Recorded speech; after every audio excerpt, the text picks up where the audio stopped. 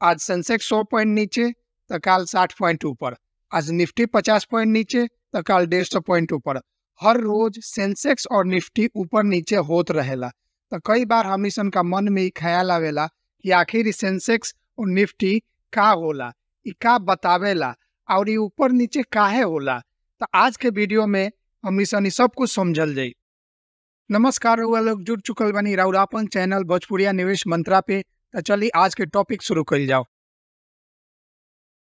Stock exchange. ऐसे stock exchange के बारे में पिछला वीडियो में हमनी सन जानले रही सन, लेकिन एक बार फिर से तीव्र गति से देख लिया। स्टॉक एक्सचेंज वो जगह है जहां पर भारत में लिस्टेड सभी कंपनी के शेयर खरीदल और बेचल जाला। शेयर मार्केट से संबंधित दूगो मुख्य स्टॉक एक्सचेंज बा, बीएससी और एनएसई। पिछला वीडियो में हमनी सन एकरा बारे में जानले रही सन। आज एगो और स्टॉक एक्सचेंज के बारे में जानल जाई, वो है एमसीएक्स। एमसीएक्स के मतलब है मल्टी कमोडिटी एक्सचेंज। अब एमसीएक्स का होला ई आई जानल जाओ। और केहू भाई का शेयर या इक्विटी छोड़ के कमोडिटी में ट्रेड करे के बा, जैसे कि अनाज, मसाला, सोना, चांदी इत्यादि में के खरीद बिक्री करे के बा, तो वो एमसीएक्स पर होला, माने मल्टी कमोडिटी एक्सचेंज पर होला। वो एमसीएक्स पर लगभग हर एक प्रकार के कमोडिटी डेरिवेटिव्स के ट्रेडिंग होला। इंडिया के स्टॉक मार्केट में ना लगभग 6000 कंपनी लिस्टेड बा। तो रोज रोज 6000 कंपनी के भाव देख के ई पता लगावल कि मार्केट ऊपर जाता कि नीचे आवता, ई संभव नहीं खे। तो यहीं पे इंडेक्स के अवधारणा आवेला। उदाहरण के तौर पर देखल जाओ तो देश या राज्य में जब चुनाव होला तो एग्जिट पोल निकलेला। एग्जिट पोल में भी कुछ सैंपल साइज इकट्ठा करके ओवरऑल चुनाव के मूड माहौल भापे के कोशिश कइल जाला।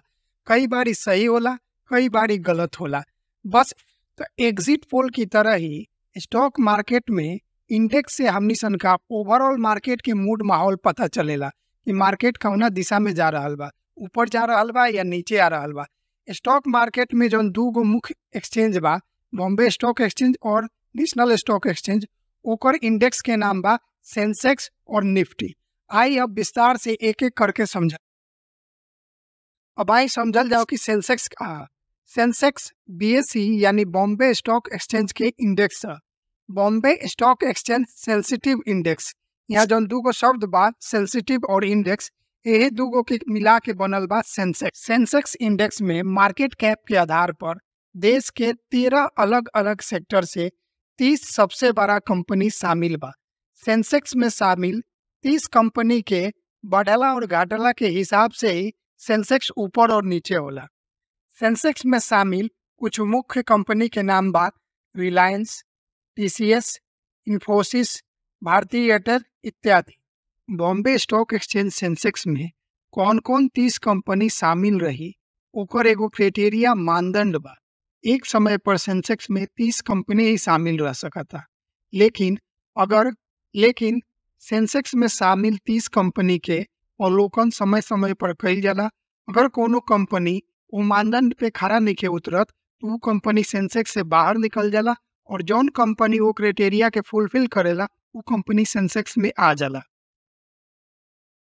अब आई समझल जाओ कि निफ्टी का है कि सेंसेक्स की तरह ही निफ्टी या ओकरा के निफ्टी 50 भी कहल जाला, वो नेशनल स्टॉक एक्सचेंज के इंडेक्स है। निफ्टी दूगो शब्द नेशनल और 50 से मिला के बनल बा।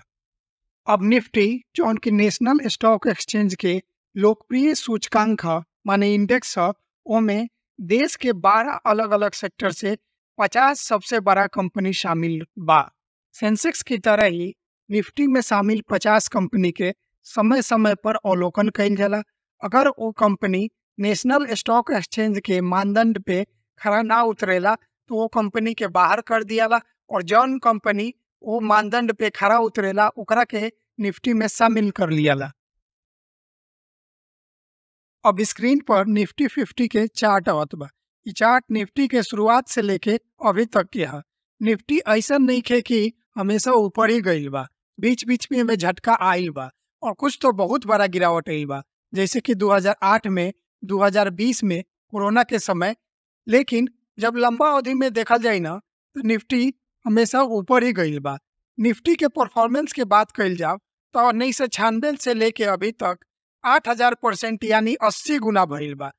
मतलब भाई कि अगर कोई 1 लाख रुपया इन्वेस्ट कैले रही तो आज 80 लाख हो गई रही।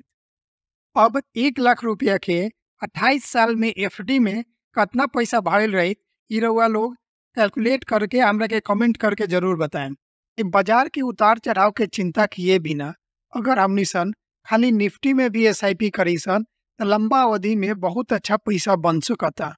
अब निफ्टी में निवेश कैसे कइल जाला ओकरा पर अलग से वीडियो रउआ लोग खातिर आई।